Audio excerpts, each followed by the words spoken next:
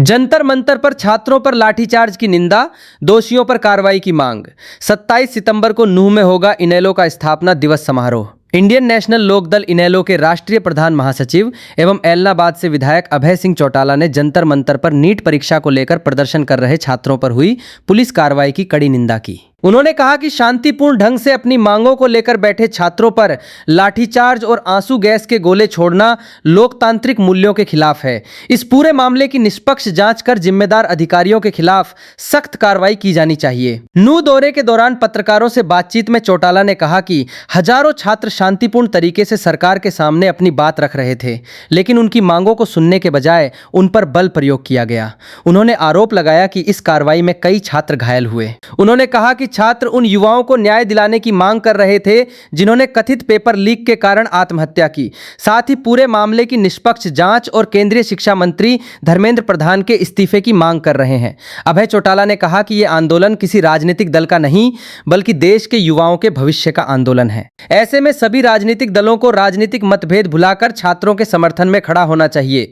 उन्होंने आरोप लगाया कि केवल नीट ही नहीं बल्कि हरियाणा में भी कई भर्ती और प्रतियोगी परीक्षाओं के पेपर लीक होने से लाखों युवाओं का भविष्य प्रभावित हुआ है। यदि समय रहते दोषियों पर कार्रवाई नहीं हुई तो युवाओं का व्यवस्था और सरकार पर से विश्वास उठ जाएगा। उन्होंने प्रधानमंत्री से पूरे मामले में हस्तक्षेप कर दोषियों के खिलाफ कठोर कार्रवाई सुनिश्चित करने की मांग की। इस दौरान अभय सिंह चौटाला ने घोषणा की कि इनेलो का स्थापना दिवस एवं पूर्व उप प्रधानमंत्री चौधरी देवीलाल की जयंती इस वर्ष 27 सितंबर को नूंह में भव्य स्तर पर मनाई जाएगी। उन्होंने बताया कि पहले कार्यक्रम 25 सितंबर को प्रस्तावित था, लेकिन जुम्मे की नमाज को देखते हुए मुस्लिम समाज की धार्मिक भावनाओं का सम्मान करते हुए तिथि बदलकर 27 सितंबर कर दी गई। उन्होंने कहा कि पुन्हाना अनाज मंडी का निरीक्षण करने पर स्थान छोटा प्रतीत हुआ है, इसलिए पार्टी कार्यकर्ताओं को 20 से 30 एकड़ खुली जमीन तलाशने के निर्देश दिए जाएंगे ताकि विशाल रैली आयोजित की जा सके। चौटाला ने दावा किया कि मेवात से लाखों लोग इस कार्यक्रम में भाग लेंगे और चौधरी देवीलाल व ओम प्रकाश चौटाला द्वारा क्षेत्र के विकास में दिए गए योगदान को याद करेंगे। सबसे पहले तो आज जो जंतर मंतर पे बच्चे हजारों की संख्या में इकट्ठे हो रहे हैं, जो लगातार बड़े शांति प्रिय तरीके से बैठ करके अपनी बात सरकार के सामने रख देते, बारी बारी ये कह रहे थे कि उन बच्चों के साथ न्याय करो जिन्होंने सुसाइड किया। 22 बच्चे इस नीट के पेपर में लीक होने के सुसाइड कर गए थे। उसके लिए जो जिम्मेवार व्यक्ति है उसका इस्तीफा मांग रहे थे, सरकार से कह रहे थे कि इसकी जांच कराओ कौन जिम्मेवार है, और उसके साथ साथ मंत्री का धर्मेंद्र प्रधान का जो इस्तीफा हो।